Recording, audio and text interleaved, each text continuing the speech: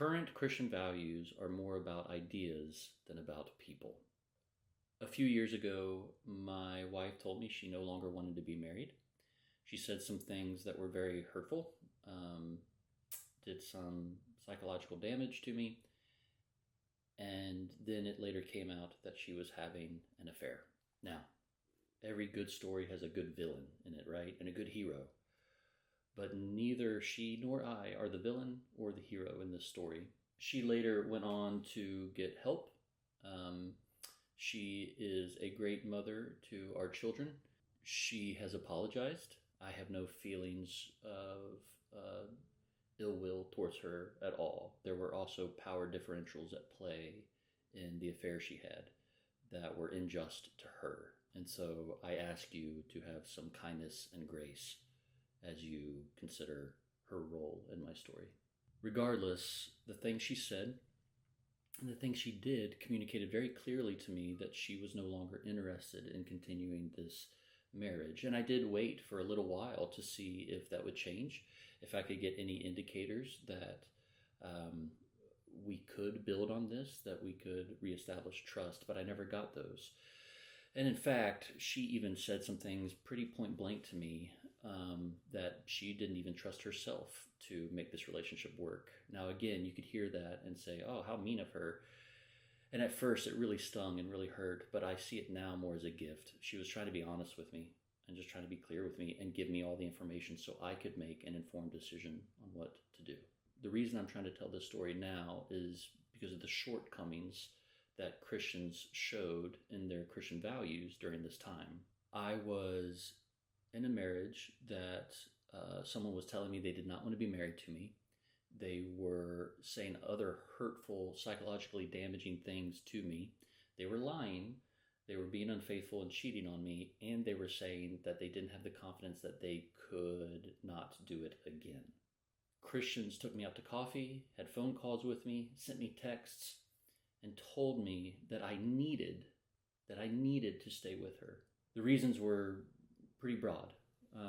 One person told me if I wanted to be like Hosea and love my unfaithful wife, I needed to stay with my wife, which is horribly unfair.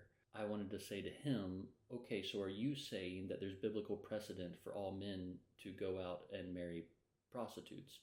Is that what the Bible is recommending us to do? I had another person take me out to coffee and tell me his story about how he was unfaithful and how his marriage worked out, which is great. But then he ended it with, but I really hope your marriage makes it. Well, when he had that conversation with me, I was in the process of being cheated on. I knew I was being cheated on, and I knew I was being lied to, and I was having very psychologically damaging things said to me.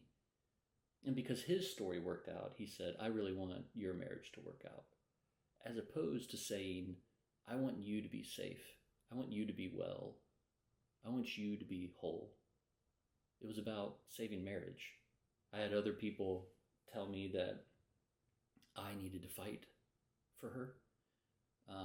I was telling her, hey, I'll stay married to you, but I just need to see some way of trusting you. I need to get some kind of indication that I can trust you. And she wasn't giving me that.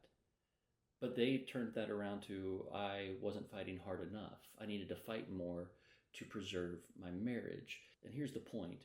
Preserving marriage was more important to anyone than my well-being.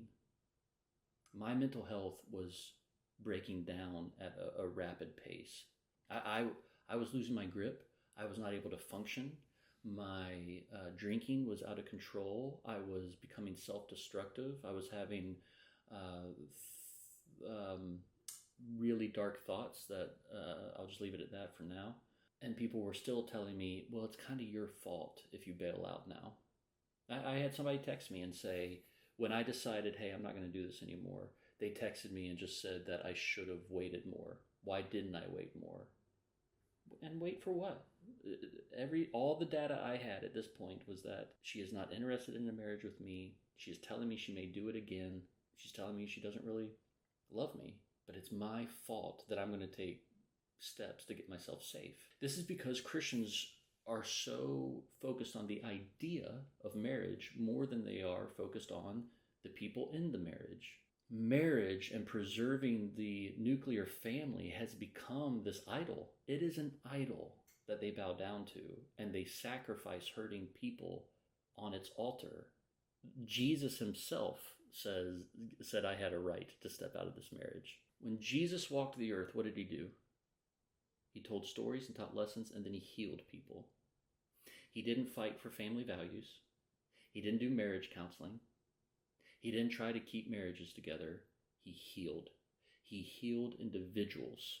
But the American church now is so focused on family because they feel like something with the nuclear family is under attack. And so they feel like their main mission is to preserve family rather than to provide a source of healing to people. Where I did find healing was still among Christians.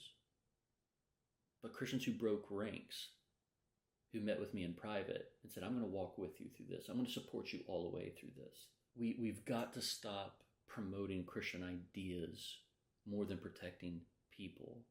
And this bleeds into the LGBTQ conversation. This bleeds into the conversation about being a sovereign nation and immigrants.